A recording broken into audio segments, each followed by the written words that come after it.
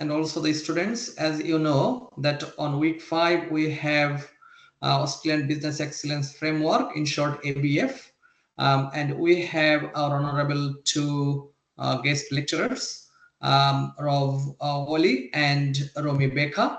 So they will be presenting on Australian Business Excellence Framework ABF. Could I please request Rob and Romy to introduce yourself? Thank you. Thank you, Ghazi.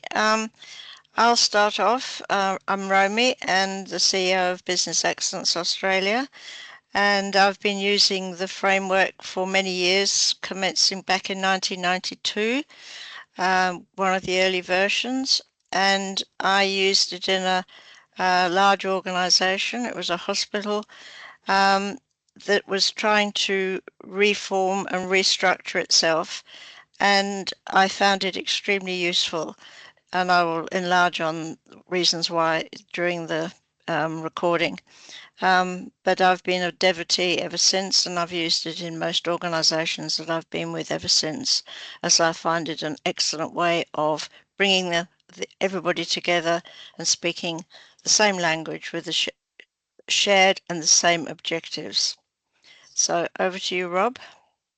I'm Rob Wally. I've done a lot of work in what was used to be called quality management, now called business excellence. I've been an evaluator with Business Excellence Australia for 30 years, since 1993, 32 years, I suppose.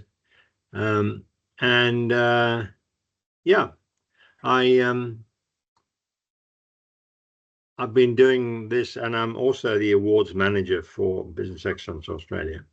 So I've seen and done a lot of evaluations using the framework. Thank you so much. Thank you, both of you for introduction. Now, could I please request you to present on Business Excellence Australia? Thank you very much, Ghazi. We received some questions that I understand you and your students want to learn about, and we've also provided a PowerPoint presentation which gives some slightly different nuances to what we've written. So the way we're going to do this, Rob and I are going to do a question and answer between us, and I will also speak to the slides as we go along. So, Rob, could you just describe briefly about the Australian Business Excellence Framework? Yeah, it's a logical construct about how to run an organization effectively, and it covers 7 aspects of running a business, which are now called, we've called them categories. And within the framework itself, each category has at least 2, if not 3, subcategories called items. Within each of those items, there is a descriptor of what we expect an organization to consider when they want to implement that aspect of their organization. And the key thing about the framework is that the organization has to do it in a way that suits them, not us. It's their business, and it has to be in accordance with their own culture and requirements of their customers. So they have to consider what they want to do in each of those items, decide how they want to do that, and how they want to deploy it into the organization. And then when they've done that, checking to see whether it actually worked or not. And based on the result of the check to see whether it worked, either reinforcing what they're doing or changing what they're doing to have a different approach from the one they originally envisaged. And that's basically all the framework is. The rest of it is detail on each of the items within the framework, which we'll come to that in due course. Thanks, Rob. You asked a question, what are the prime roles played by Australian Business Excellence Framework for different business organizations. And the framework plays a critical role in business organizations by ensuring that there is an alignment between the strategic direction and the operational direction of an organization. Everything that is in the framework, the principles and the categories and the items are integrated.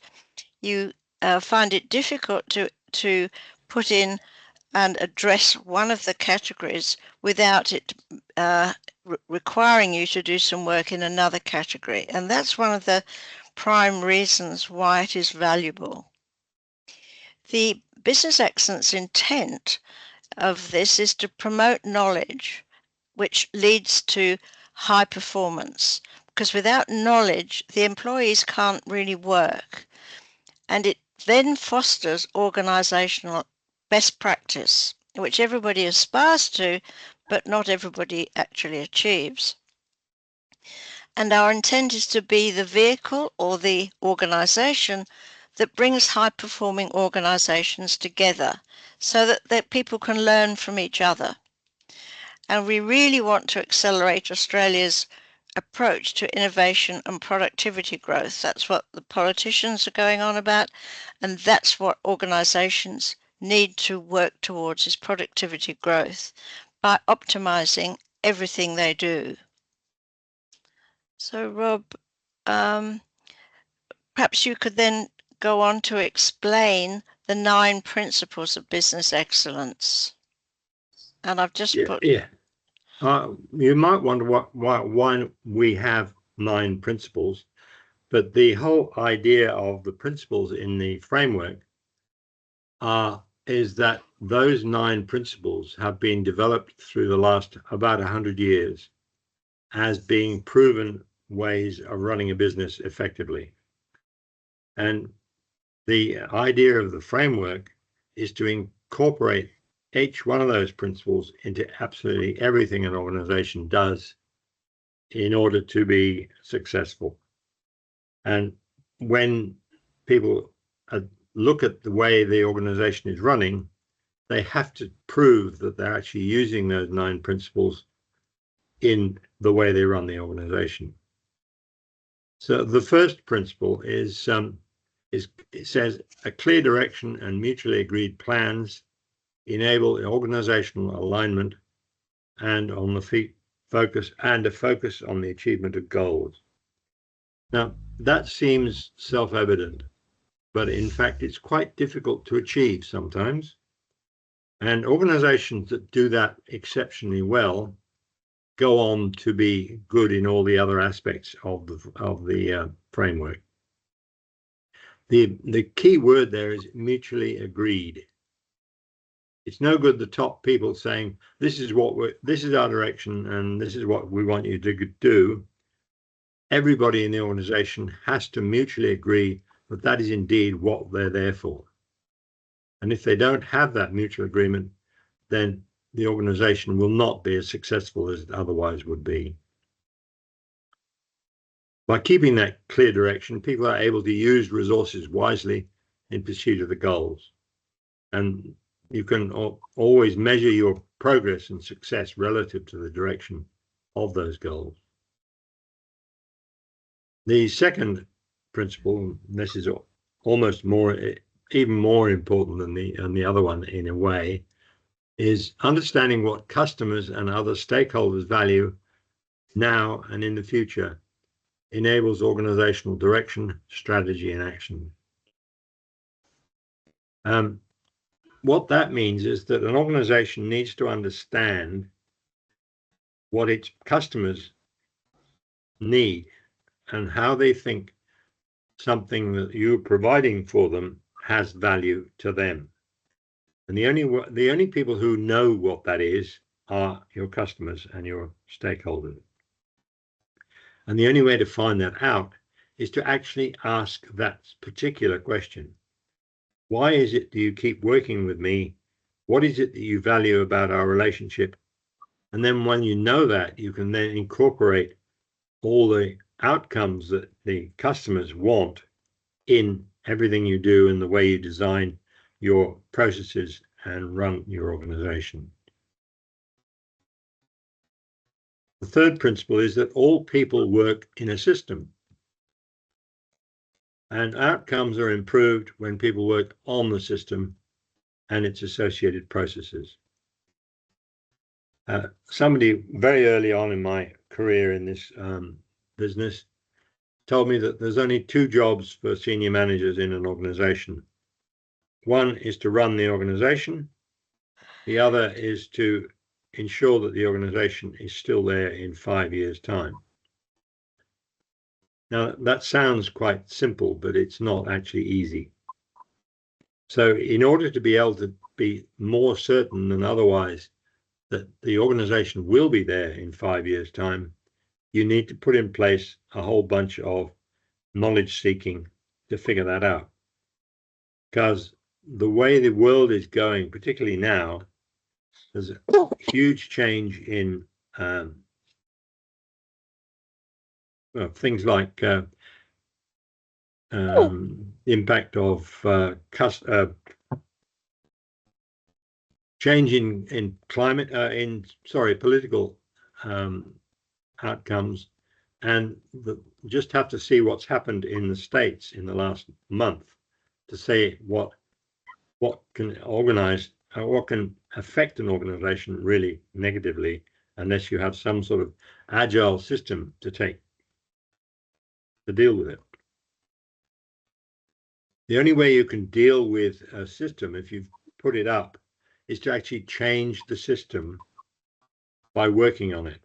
And working on the system is a project-based activity, not an activity running a system, which is just, that's all it is. It's running the system that you've already put in place. Principle 4 is engaging people's enthusiasm, resourcefulness, and participation improves organizational performance.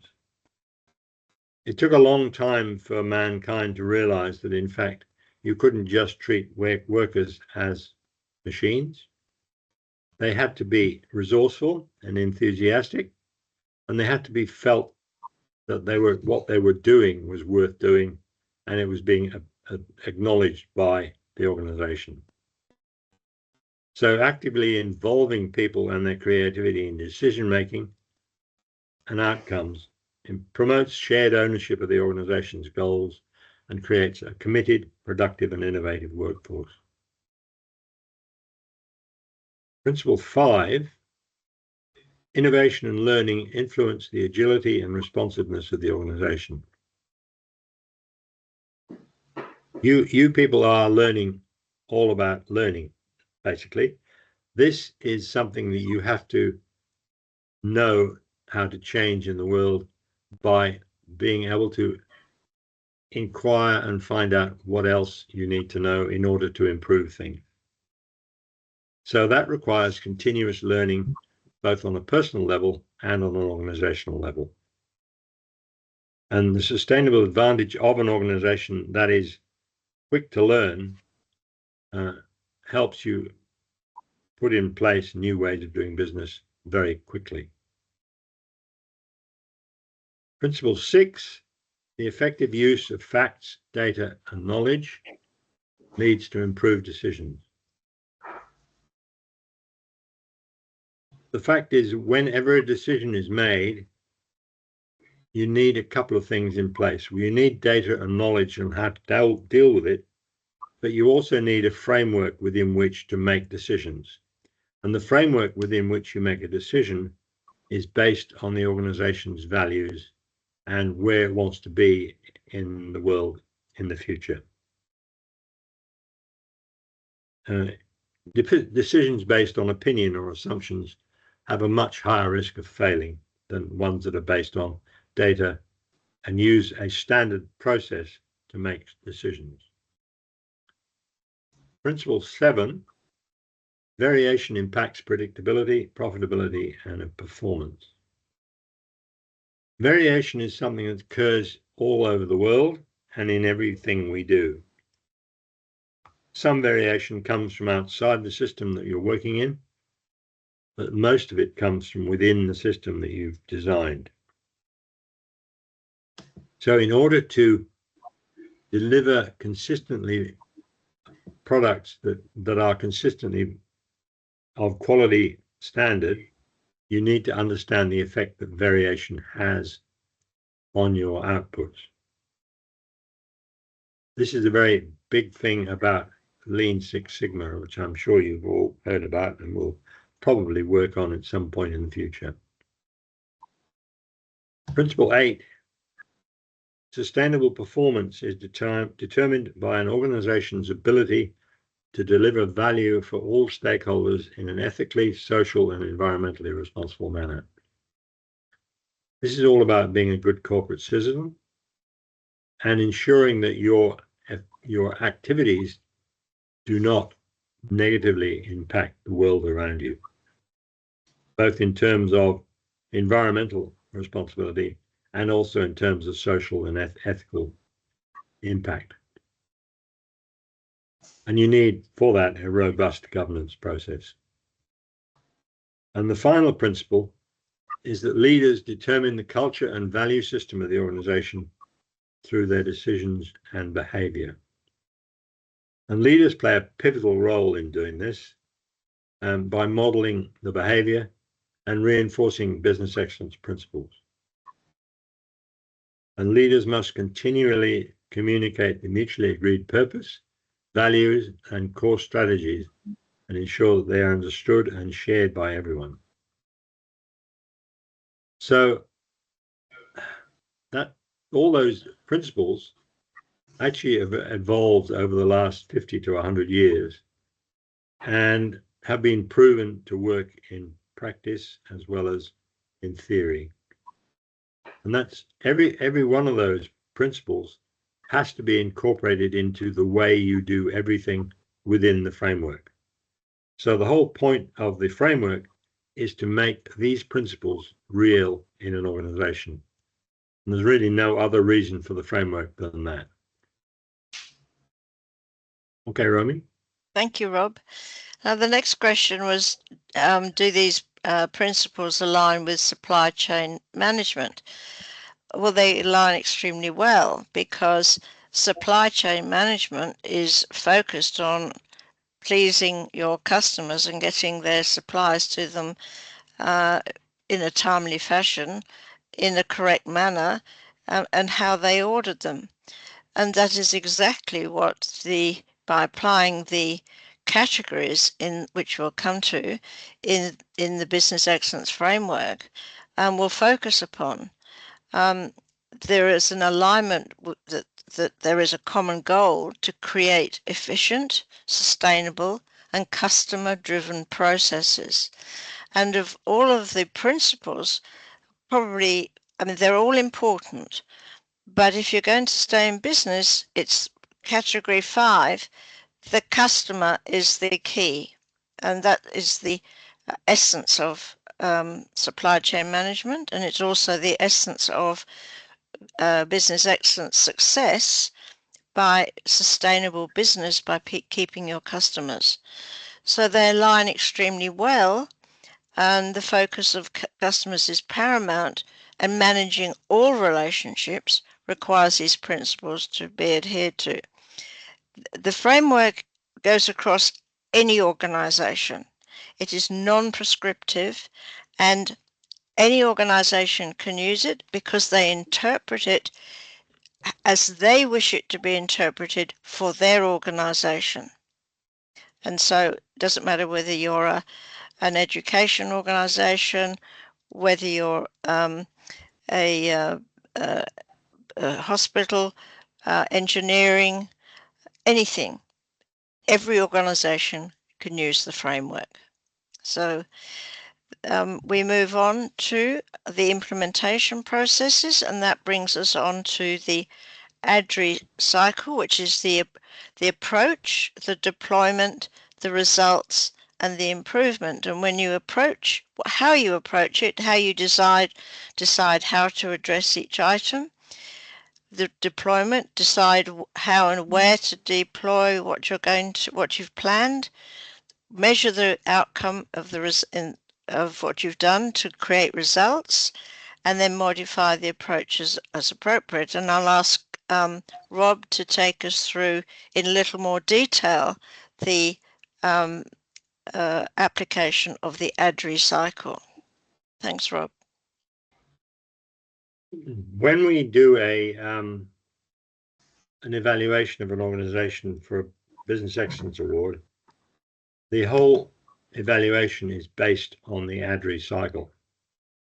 What we're trying to do, apart from everything else with the framework, is to get the organization to be a self-learning, continual learning process, organization, which actually basically reviews everything it does in order to make sure it works properly. Now, one of the problems with a lot of organizations, and I've seen many of them do this, is that they think of a new approach to something. And they hear that, for example, just take one example, investors in people, and I'm not bagging investors in people, I think it's quite a good system, is a good way to deal with people in your organization. So they buy the software and they get consultants in to show them how it works, and they put it in place. And then 2 years later, for some reason, their people are still not very effective or very well involved with the organization. What they've done is they've done an approach, they've decided on an approach, and they've deployed it. But they've ignored R&I. And organizations that ignore the results of their approach and taking action on those results do so at their own peril. And unfortunately, a lot of organizations do exactly that. What happens is that the organizations that do that get filled with employees who are just basically say, well, they obviously don't care about this system they introduced, so I will ignore it, and they probably will. They're probably going to ignore it anyway, so it won't matter. So the organization's gone to the expense and difficulty of putting this in place, but they haven't actually checked to see if it worked or not. And unless you do that, you won't get results. And when we do an evaluation of an organization, it's the way that people check the results and act on those results that determines whether they get a high score or not. And the whole issue is when you're doing the ADRI cycle, it doesn't need to happen just once. It needs to be a continual cycle so that every time you review a particular process, you might decide to do it every year or every 2 years, depending on what it is. Then unless you do the review and you act on the review, then you'll not be a learning organization. And unfortunately, being a learning organization is quite rare in Australia. And I hope when you get to be running organizations yourselves, you won't fall into that same trap. That's it, Rob. Thank you very much, Rob. So your next question is, why do you think it's important to implement ABEF into a business organization? There's nothing clever about the ABEF. It is basically common sense, but as we know, a lot of people haven't got common sense. And when you are faced with an organization that you're responsible for managing, where do you start?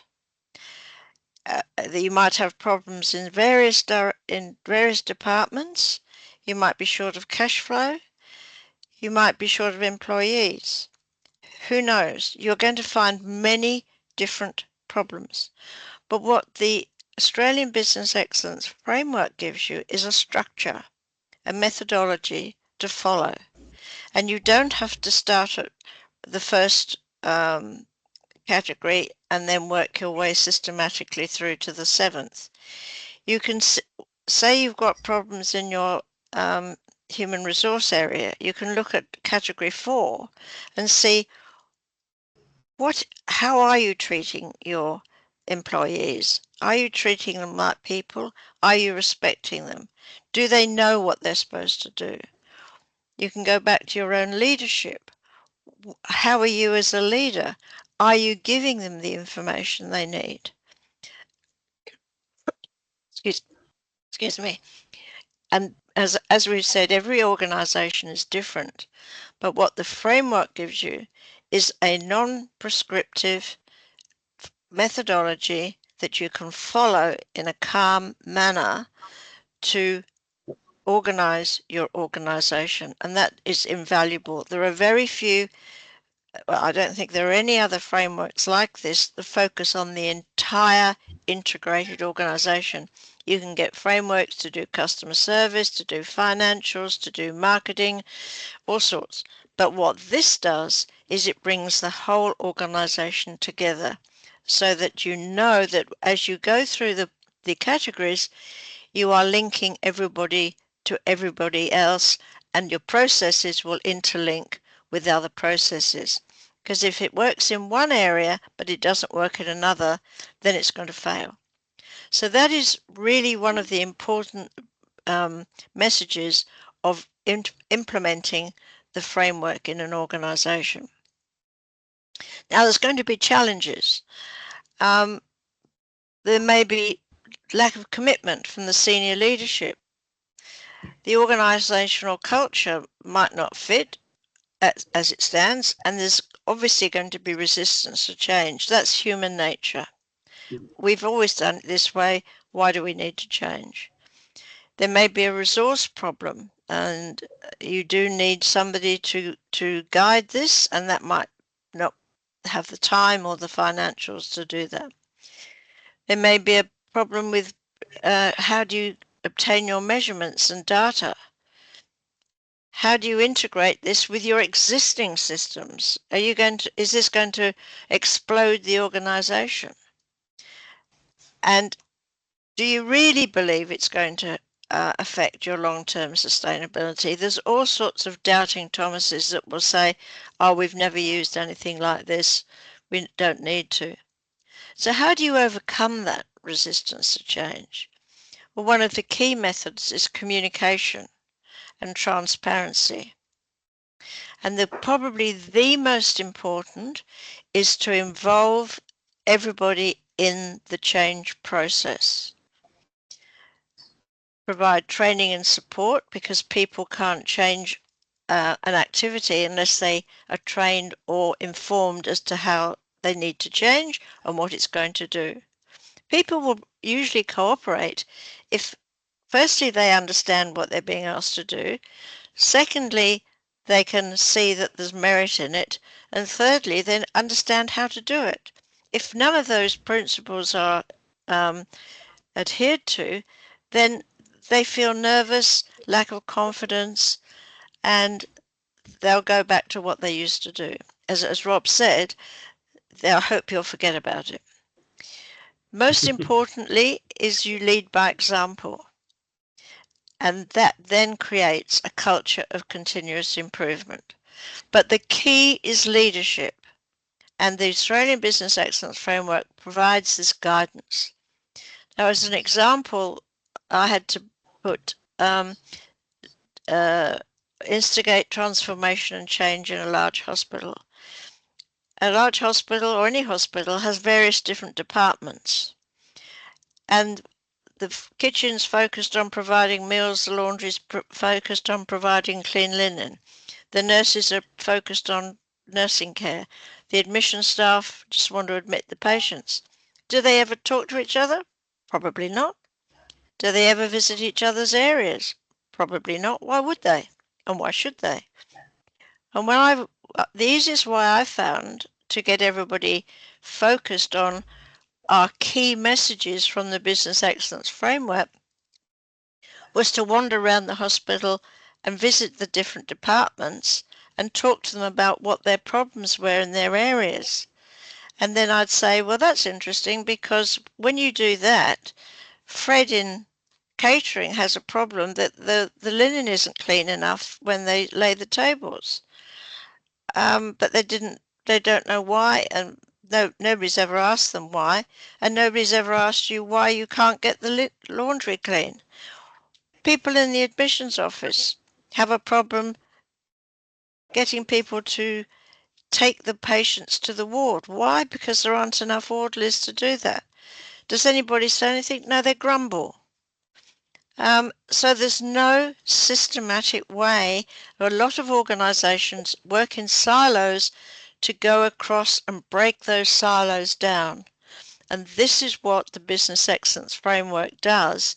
If the leadership will talk to the staff, talk to their customers, stakeholders, and their clients, it is extremely important. Communication is the key to getting everybody to understand. They might be, sorry, my phone's going. They might be resistant, but once they start understanding, then it will be a lot easier. And that's up to the leadership of the organization. So that's 7 and 8 questions of how to overcome resistance to change. And I'm quite sure that every organization, whatever they're doing, when something new comes in, people will be not necessarily reluctant, but because they don't know what they're doing, it's safer to do what they've always done. So you just need a lot of communication and a lot of training and helping people to come on the journey with you. So how can ABEF improve the product, service quality and its management process of a business organisation? Rob, perhaps you'd like to address that. I've been rabbiting on for a while. Well, I at this point in a presentation like this, I'd probably ask if there are any questions. And I might just ask that anyway. Ghazi, have you got any questions on so far? No, it's really clear. It's clear from my end. So I have no question. Very clear. Thank you so much. And Anwara? Yes, I'm actually very understandable, presentation, very actually insightful. So I do not have any question at all because I can find some of the area. I had a chance to in-depth understanding about the Lean Six Sigma business excellence is subject. So and the area, the framework of ABEF is really aligned with the structural way to manage and reform to pop up change. Thank you. That's great. One thing that we wanted to talk about a little bit is that the whole purpose of Business Excellence Australia is to improve the productivity of the whole country. Now, the whole politician arm of our of our organization or our world is struggling with the whole issue about productivity, because Australian productivity has not been very good in the last 10 or 15 years. But the answer is you can't just point or give people a silver bullet about if you do this, you'll get productivity. Productivity is all about delivering products and services to organizations or to people who are willing to pay for them. So one of the processes that BEA does is that it shares the knowledge of best practice and success and challenging in following the framework, particularly by having case studies of organizations who have done it successfully. The whole idea of the whole approach is to foster collaboration so that people can learn from each other about how you can do things. Now, some people do what they call sharing. What's the word? Benchmarking on other organizations. Now, a lot of organizations, a lot of benchmarking in Australia is focused on money and numbers. What is not very well focused on is processes and human relations. So organizations that do processes exceptionally well can be models for all sorts of organizations, because every organization in Australia has people, it has to have money, it has to have commercial processes, it has to be guided and follow the law of the land, and it has to show that they know what they're doing. Because if they don't know what they're doing, their customers won't buy their products. Exactly. Now, one of the issues, one organization in this world who did this extremely well about 10 years ago, or a bit more than that now, was Apple. Apple invented a product that nobody knew they wanted. But when it was on the market, nobody could live without it. Now, an organization that can do that successfully is going to be incredibly successful. And clearly they have. Now, whatever you think about Elon Musk, he was the first person to successfully produce an electric vehicle, and it was very successful. It's now being overtaken by a whole lot of other people, particularly in China, who are making electric vehicles cheaper and more quickly. And for a whole bunch of reasons, people have stopped or failing to buy Tesla's vehicles. The other thing that are new practices are, for example, the NASA organization in the States was set up to get Americans into space. What they ended up with was an incredibly bureaucratic organization, which was very risk averse. Now, Elon Musk again, he designed a whole bunch of rocket ships, which were about the 10th of the price that NASA did it for, and was more successful. Now, I'm not saying that this is because they followed a business excellence framework. It's because they thought of some new way of running something. They tried it and it worked. I mean, it didn't work straight away, and they had to try all sorts of other ways of doing it before it actually was successful. And that is the same for any way you run an organization. If you think you want to change the way you're treating your people, you decide how you're going to change, and you design a process to do that, and you put it in place and check to see if it works. If it doesn't, you change it. I tell this story a long time. I did an evaluation in Melbourne of a large organization, and the senior managers in that organization decided that the strategic planning process in the organization needed an upgrade. So they changed it. Their staff, almost without exception, looked at it and scratched their heads and said, this makes no sense at all. The senior managers said, okay, it's not working, you do it.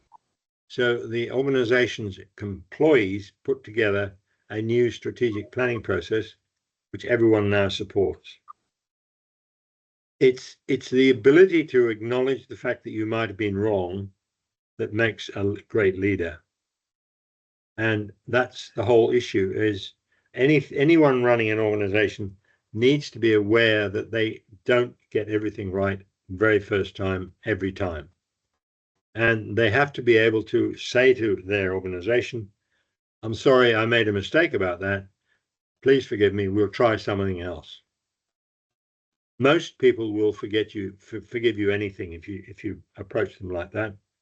If you keep banging your head against the brick wall with a process that's clearly not working, all you get is everyone's very annoyed and frustrated. So sharing knowledge about what works is very helpful to all organizations, because all organizations have to have accounting systems. They have to hire and fire people. They have to train people. They have to have an accounting system. They generally have to have somebody to do their IT work, regardless of what product or service they're actually in. So there are a lot of aspects in the framework which are common across all organizations. But as Romy said, each organization has its own unique way of dealing with each one of those items. Does that help, Romy? Yeah, thank you, Rob. We do have a requirement that organizations entering the award process, and whilst we have the Business Excellence Award, that is a nice to have, but by implementing the framework into an organization is where the value is. At the end, we evaluate an organization, and therefore we go in, and it's not an audit like ISO or some of the organizations that have to adhere to strict criteria. It's an evaluation, an assessment against the framework, and at the back of the framework you will find the evaluation and the scoring, and we see how the organization is performing against the scores in the back of the framework. And we ask to see their documentation. We ask questions. There's never a right or wrong. And at the end of it, we give them a feedback report which has areas of strength, and what we see are the things that they're doing really well. And then we give them a feedback on areas of opportunity where we say you perhaps could think about this process or that process. So there's we suggest opportunities where we think that they are not doing things as well as they might, for them to think about. We never say they're doing it wrong, because how can we? We're not in that organization. So that's one of the strengths of the outcomes of implementing a business excellence framework, having an evaluation by our volunteer evaluators who are very experienced in their own organizations in business excellence. That is just a process that we recommend for a lot of organizations. Some people then like to try for an award, and that again depends on the score that they get. And we have several organizations that their first assessment they got a recommendation or may not at all, and then they worked hard, and then they came back and they got a bronze, and then they got a silver, and last year had a gold. And we've got their process mapped, which is really lovely. So for members of BEA, they can have access to that sort of information. So we encourage organizations to share their knowledge, and we have meetings from time to time where other organizations will talk and share their knowledge. And that particularly happens at our annual conference, where people that have won an award will come back and tell other people how they did it and what they did and what it's meant to the organization. So I think we've addressed all your questions, but I'd just like to finish by a lot of people say, oh, this is all new fad stuff. Well, it's not. And in 476 AD, you would be surprised that the master craftsmen of those days realized that they were getting things wrong. And so in a very, very elementary way, they introduced their own little standards to guide them so they get comparable products every time they do it. Why don't you show those slides, Romy? Well, I've got them here, but that you've got the slides, you can share that to. I can share my screen. No, I can't share my screen. Well, you just did, didn't you? I'm sharing. I'm sharing okay. the. Okay. Oh, okay. Right. Yeah. I'll have to get out of that now. That one, yeah. What can you see? Yeah, the slides. On my computer? No, on the screen. On Are whose? you doing that, Gazi? I already shared. Can you see that? Yeah, I've lost. Yes, I can see that. Okay, If I you have go down to the lost. end, Gazi, down to about Um, slide 12, I think it is. Oh, 12. Yeah, slide 12. Slide number 12. That's gone again.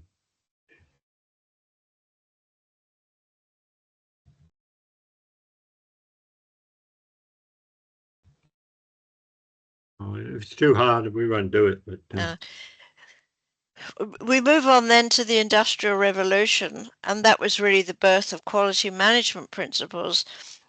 With Taylorism, Frederick Taylor, a mechanical engineer, began developing a factory management system to establish scientific management production systems for achieving economic efficiency. That was in the 1880s and 1890s. And in 1912, Edmund Gilbraith looked at optimizing processes by reducing the volume of motion involved in activities, and there the time and motion studies were born. And in the 1920s, Henry Ford began mass producing motor cars, and that's when the assembly line technology was introduced. Both of those people contributed hugely. And then you've got many others. You've got Dr. Joseph Duran began his work on quality control, championing the theory that quality revolves around quality planning and quality improvement. Then you've got George Mayo observed cooperation among workers was related to productivity, and their motivation increases when they're being observed. And that doesn't mean they're being spied on, it means that they're being appreciated. You've got Walter Shewhart, a physicist, engineer, and a statistician, developed the plan, do, check, and act model. And there's various variations on that theme, and our ADRI is a sort of variation on that theme, although ours is broader because it's looking at the whole organization. It's not just looking at a process.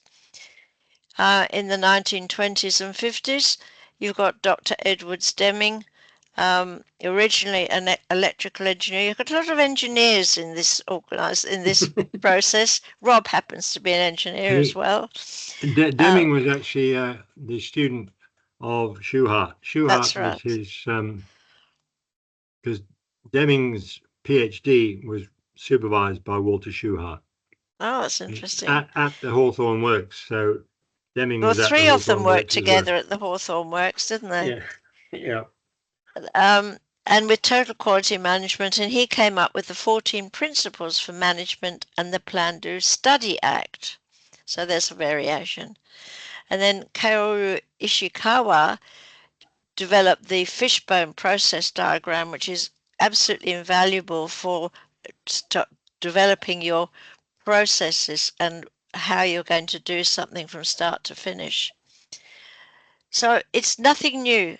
And that's what I think your students have got to understand, that all of these people have contributed to what we have today. And then in the 80s in America, Malcolm Baldrige developed the Baldrige framework, which is the basis of all of these frameworks. And the key ones now in the world are the Malcolm Baldrige framework, the European framework for quality management, and the Australian Business Excellence framework. There are others, but they're nearly all based on the Malcolm Baldrige one. Why do we do it? Multiple independent studies throughout our 40-year history show that our award recipients, this is Australia, significantly outperform the market benchmark by as much as 55% versus the S&P index. We actually have diagrams for this to support this. In context, in 2021, there were only 13 companies achieving this.